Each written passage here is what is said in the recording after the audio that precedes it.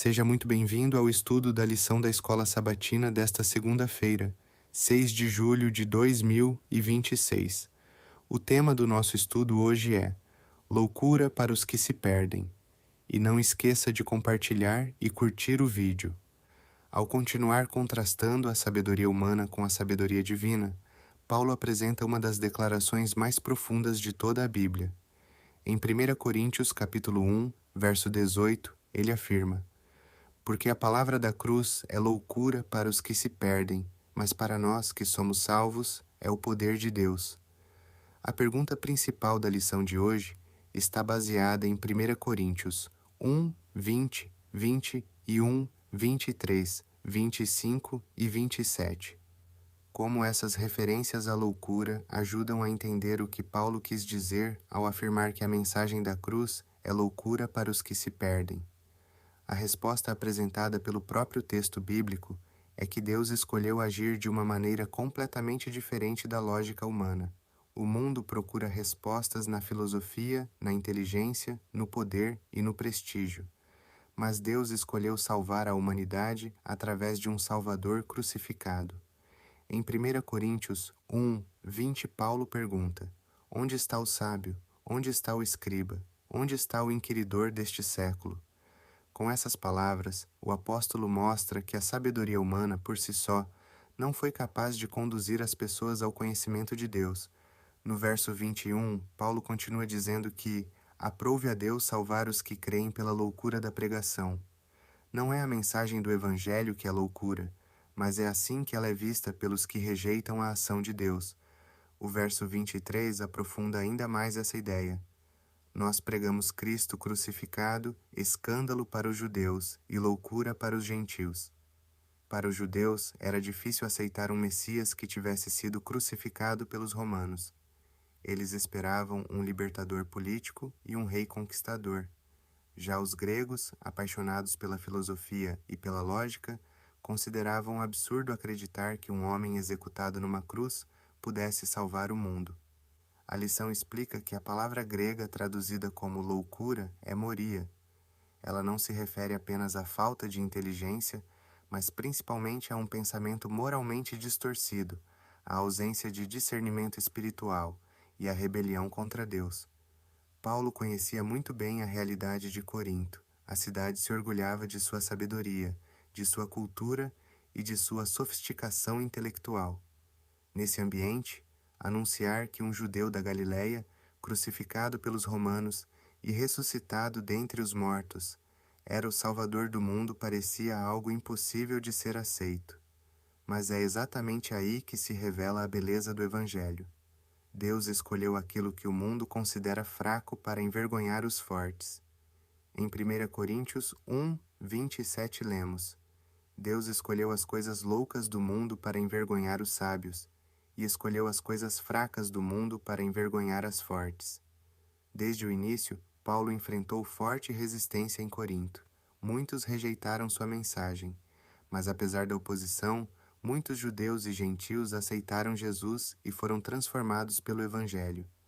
A lição então nos apresenta uma importante reflexão. Qual é a mensagem para nós hoje? A resposta é clara. Independentemente da oposição, Deus continua tendo pessoas dispostas a ouvir a verdade. Nossa responsabilidade é continuar anunciando o Evangelho, mesmo quando a mensagem parecer estranha ou impopular aos olhos do mundo. Vivemos em uma sociedade que muitas vezes valoriza mais a autossuficiência do que a dependência de Deus, mais o sucesso pessoal do que o sacrifício, mais o poder do que a humildade. Ainda assim, a mensagem da cruz continua sendo o poder de Deus para salvar todo aquele que crê.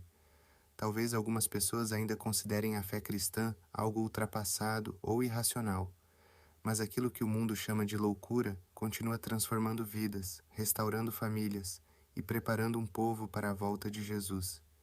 Que hoje possamos olhar para a cruz não com os olhos da sabedoria humana, mas com os olhos da fé. E que jamais tenhamos vergonha do Evangelho, pois ele continua sendo o poder de Deus para a salvação de todo aquele que crê. Que Deus abençoe sua vida e fortaleça sua fé. Até amanhã.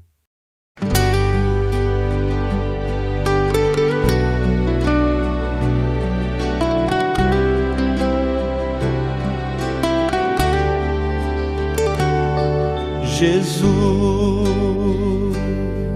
morreu em meu lugar, na cruz sofreu pra me salvar, sofrendo grandes dores por minha causa e pela sua, sofrendo grandes dores por minha causa e pela sua, tantas dores sofreu Jesus para mim, e eu nada fiz, enfim.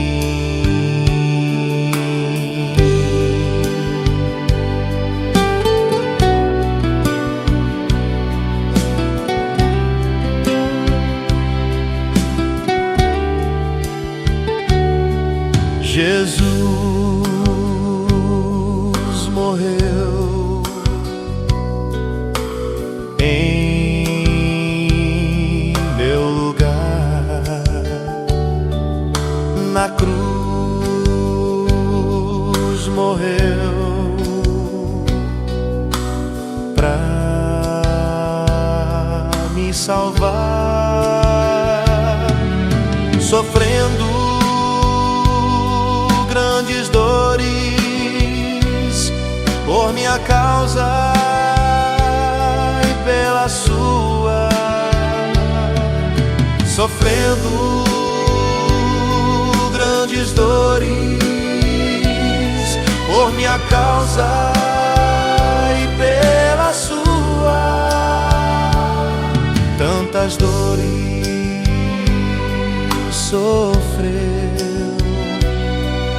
Jesus